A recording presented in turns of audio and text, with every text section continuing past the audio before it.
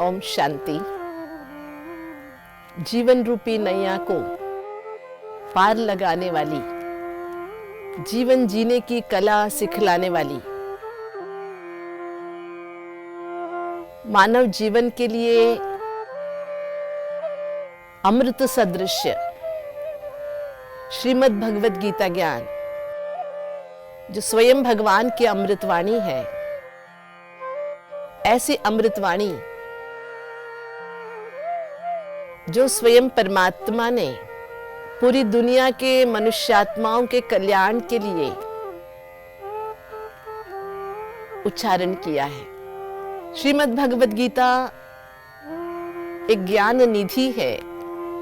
इसकी विशेषता है, परमात्मा कर्म और कर्म फल के चक्कर में नहीं आते,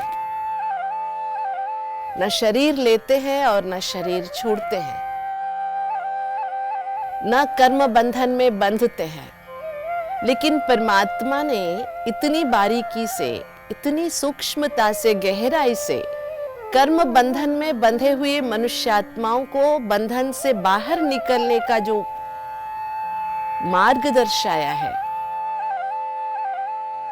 सुनकर हैरान रह जाते हैं हम। सच में, जो खुद खाता पीता सोता नहीं है, जो कभी गृहस्थी नहीं बना, शरीर नहीं लिया, लेकिन मनुष्य आत्माओं के भवबंधन के बारे में इतनी गहराई से जानता है और उसे बाहर निकलने का जो मार्ग है इतनी स्पष्टता से दिखाता है। इसलिए हम सभी इतने सौभाग्यशाली हैं। जिस धरती पर भगवान की अवतरण हुई है, भगवान ने अवतरण लिया है, उस धरती के हम निवासी हैं। तो हम भगवान ने जो हमें ज्ञान बीजांकुर किया हमारे अंदर, उसे हम कायम रखें, जारी रखें, दूसरों में भी ज्ञान बीजांकुर करते रहें। एक छोटी सी बात याद आती है। घना जंगल था,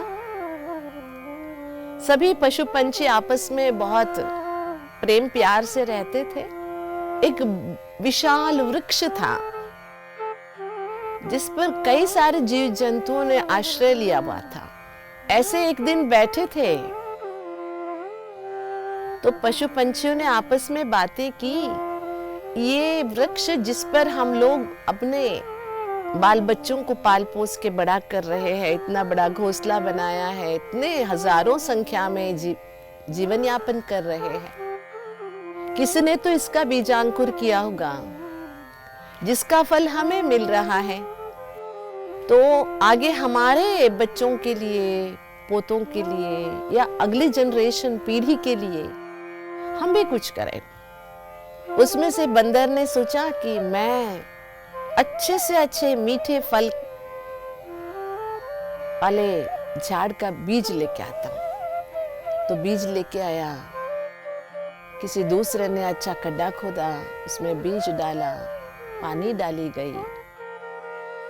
तब रोज पानी कौन डालेगा? खरगोश ने कहा मैं डाल दूंगा रोज। ऐसे सब मिलके नए वृक्ष का बीजारोपण किया, बीजांकुर किया। देखते देखते सालों में वहां भी एक छोटा सा पौधा, पौधे के बाद झाड़ जैसा निकल गया। लेकिन निकलते समय जैसे छोटा सा पौधा बड़ा हो रहा था, उसकी रक्षा करना था। कौन करेगा? तब हाथी आके खड़ा हो गया, मैं रक्षा करूंगा। एक बहुत सुंदर वातावरण था, कोई पानी दे रहा था, कोई रक्षा कर रहा था। सब मिलके अगली पीढ़ी के लिए कुछ अच्छा बना रहे थे। ये पशु पंछियों की कहानी है। क्या इन कहानियों से हम कुछ सीखें? देह भाव में आकर, देहाभिमान के वश होकर बहुत सारे गलत काम किए हम लोगों ने, गलत रास्ते चल भी पड़े थे। भगवान आके जगाए, जागृत किया कि ये रास्ता ठीक नहीं है। तो भगवान जो रास्ता दिखाते हैं उस पर हम भी चले, अगर उस रास्ते पे हम चलते हैं तो हम अगले जनरेशन के लिए इस दुनिया को सुखी और समृद्ध बना सकते हैं। अगर नहीं तो विनाश तो सहज संभव है। इसलिए जो भगवान ये 3 गुणों के है ना, राजसिक, तामसिक और सात्विक, अभी कर्म के बारे में हम सुन रहे थे। सात्विक कर्म क्या है, राजसिक कर्म क्या है और तामसिक कर्म क्या है। ये जो हमने एग्जाम्पल सुना, इससे तो स्पष्ट होता है कि सब मिल बांट के प्यार से जिसमें जो विशेषता है उसके उपयोगिता करते अगर हम आगे बढ़ते हैं तो सर्व के सहयोग से सुखमय संसार बनाना कोई बड़ी बात नहीं, क्योंकि हम अकेले नहीं हैं, हमारे साथ स्वयं भगवान है।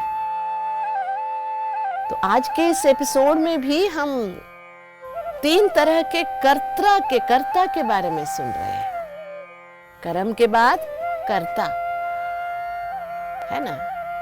मुक्त संगो अनहवादी धृत्युत्साह समन्वितः सिद्ध सिद्ध्यो निर्विकारः कर्ता सात्विक उच्यते। 3 तरह के कर्ता, उसमें से पहले कर्ता है सात्विक कर्ता। क्या मतलब है सात्विक कर्ता? कौन हो सकता है? अहंकार से अनंगवादी, माना अहंकार से मुक्त है, उसके अंदर हर काम करने के लिए धैर्य भी है, उत्साह भी है। समन्वितः, धृत्यो यानी उत्साह। सिद्धि और असिद्धि में निर्विकार। सिद्धि हुआ तो ना आकाश में उड़ता है, अगर नहीं हुआ तो नीचे नहीं गिरता है। इक्वालिटी, बैलेंस रखता है।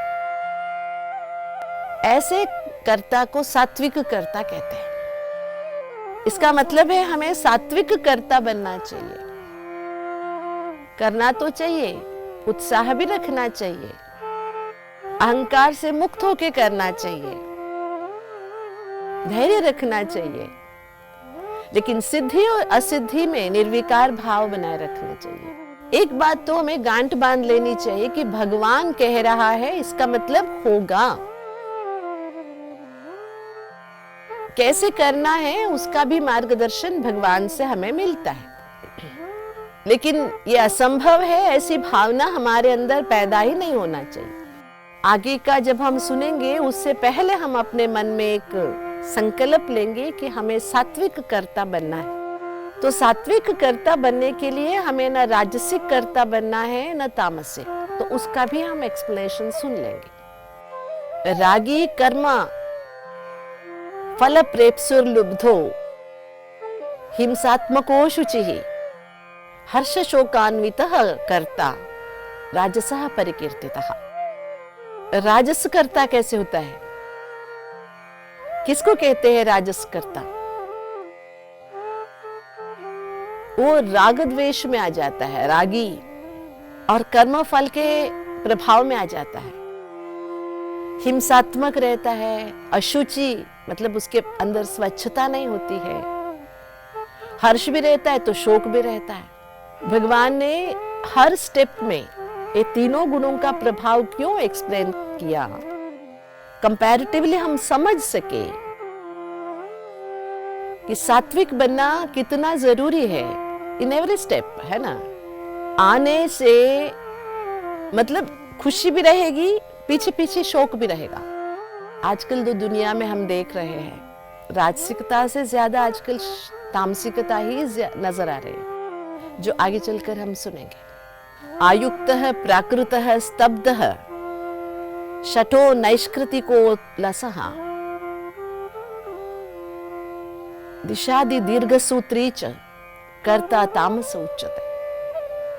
आलसी है, धोखा देने वाला है, जो युक्ति युक्त नहीं है, आयुक्त है, प्राकृत है, ना आगे बढ़ता ना पीछे हटता है, किसी के सामने ना झुकता है, जैसे कि सीधा, स्तब्ध है, शठः, आलसी है, दीर्घसूत्री, छोटे छोटे काम को लंबा खींचने वाला, है ना। आजकल हम देख रहे हैं हर फील्ड में ये सारे आपको दिखने में आएगी। देखिए, पहले एक जमाना था 5 रुपया, 6 रुपया, 10 रुपया महीने के लिए टीचर्स, गुरु काम करते थे। कितने निष्ठा से। आजकल प्राइमरी स्कूल टीचर्स को भी 50,000 तक तनख्वाह मिल रहा है, फिर भी दीर्घ सूत्री है, कल करेंगे कल करेंगे। ना पोर्शन ठीक से पूरा करते, ना अपना काम कोई ठीक से करते, उसके लिए 1000 कारण देते कि हमें सरकार के ये काम वो काम वो काम ये काम सब करना पड़ रहा है। ये बात भी सही है, लेकिन फैसिलिटीज भी तो इतना मिल रहा है ना। और हर फील्ड में हम देख रहे हैं सभी को तनख्वाह अच्छा चाहिए, लेकिन काम नहीं चाहिए।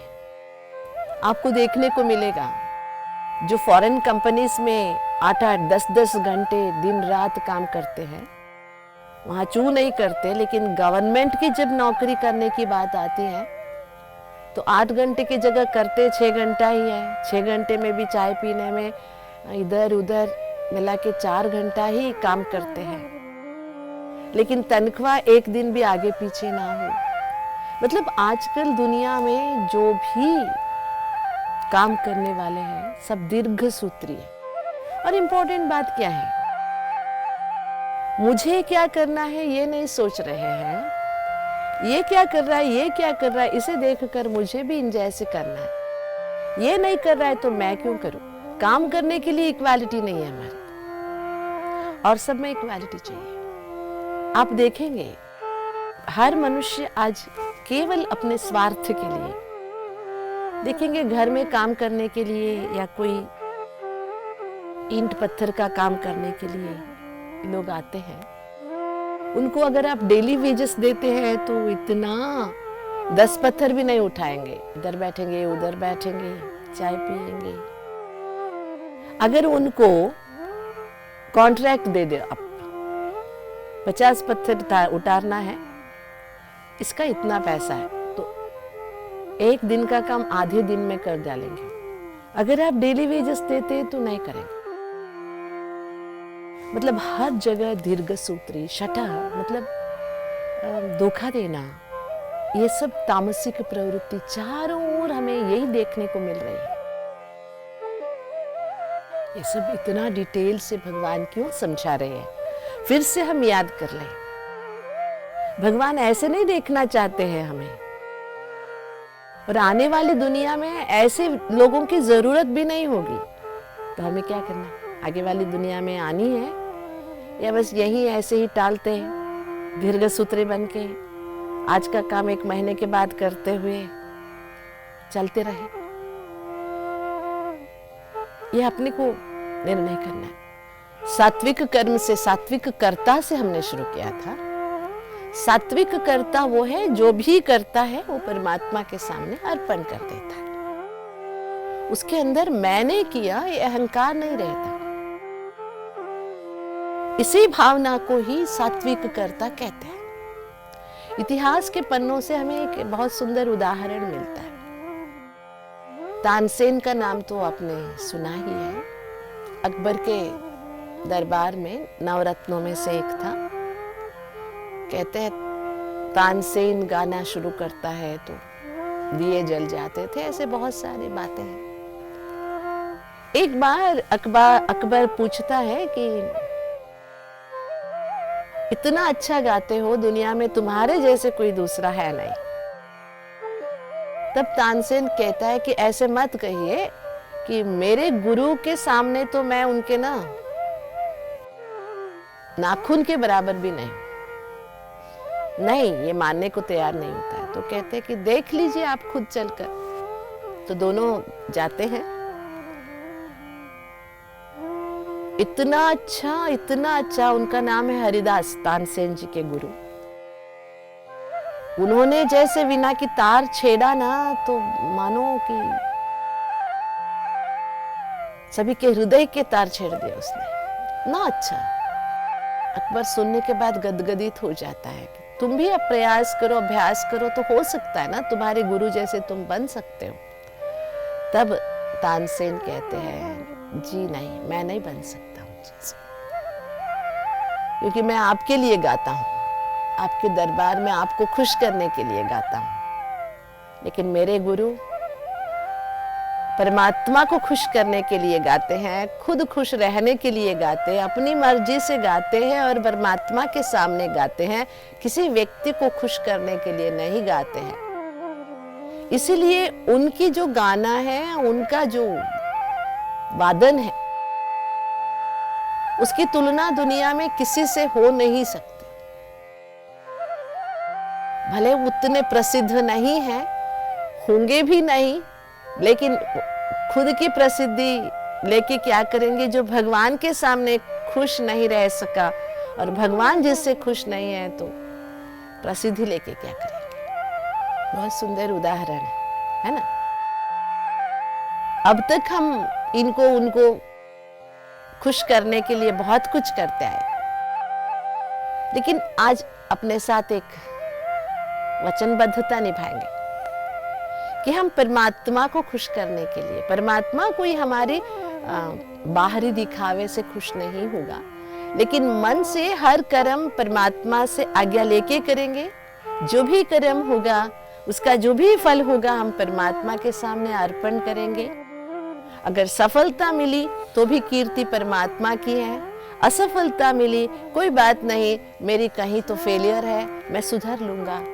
ना उसमें बहुत खुश होंगे, ना इसमें दुखी होंगे। तो क्या हम ये बन सकते हैं? सात्विक कर्ता बनने का संकल्प लेते हैं। इससे लाभ क्या होगा? सात्विक कर्ता बनने से हम शांति का अनुभव कर सकेंगे, सुख की महसूसता कर सकेंगे, जिंदगी की सार्थकता का अनुभव कर सकेंगे। तो बनेंगे ना सात्विक कर्ता, जैसे परमात्मा चाहते हैं। गीता ज्ञानदाता की याद से सब कुछ उनके आगे समर्पण करते हुए हम सात्विक कर्ता बनने की कोशिश जारी रखेंगे। ओम शांति।